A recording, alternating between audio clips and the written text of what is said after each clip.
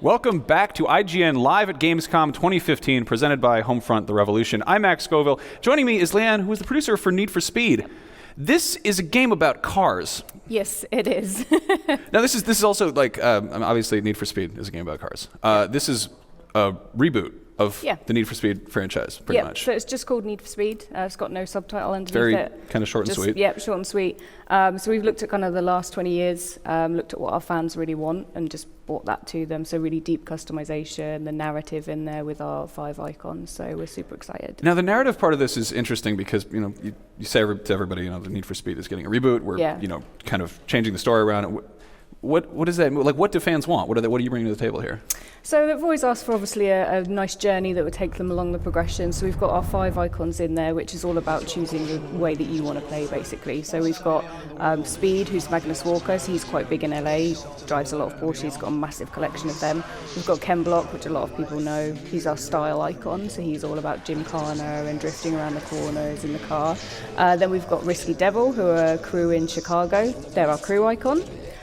So that's all about driving with your friends, getting out there, rolling together. Then we've got our build icon, Naki-san, there. And he's all about customizing your ride. That's something that people have been asking for a long time. We've got our outlaw icon, Morihoshi-san, who's from Japan. So he's all about escaping from the cops. So all those 5 guys have got different paths in the narrative, and you can choose which one you want to go to. You can swap and change between them. And I mean, this is kind of a hard game to wrap one's head around because you've got a mix of like live action and gameplay, and the graphics are really, really impressive to the point that it's a little bit hard to tell where the game is. Is there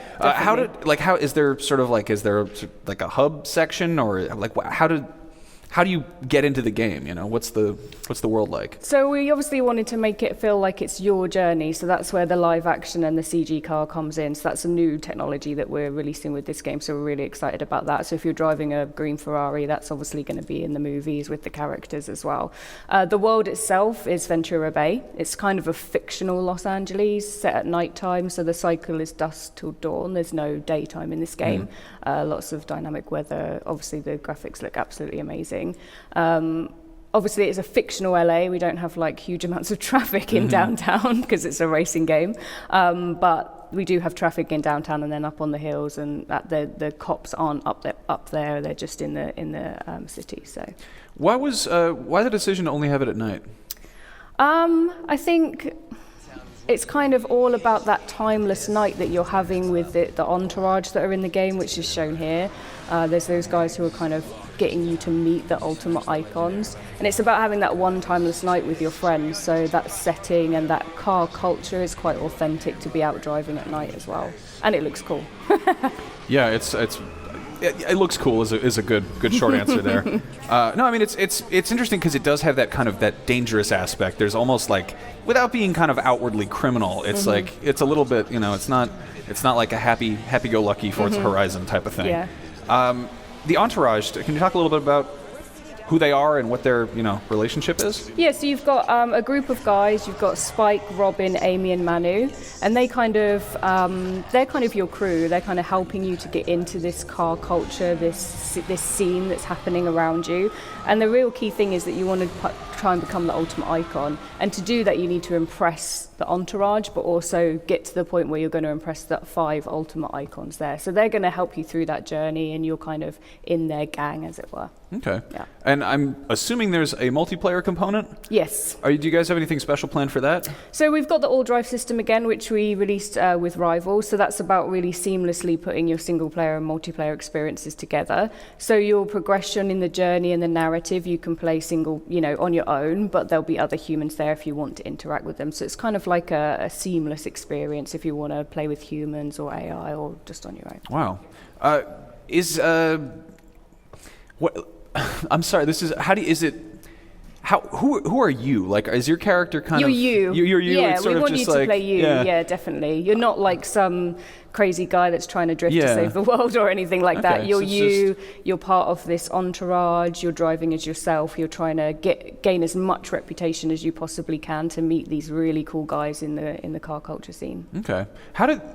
How do you write like live action scenes where they're like, what do you tell the actors when you're like, who are they addressing? You know, are they just sort of like you're talking to the player and they're going to be driving a car, or? Yeah, and obviously they're mostly talking to the camera. If you've seen like some of the cut scenes, we've tried to keep it very first person, so it looks like the camera angles and movements are used, so it feels more immersive as you're watching them as well. Okay, this hybrid kind of like semi-real life, semi-fiction. Yeah, it looks a great. big combination. Yeah, it's really There's a lot of stuff going on there. Yeah.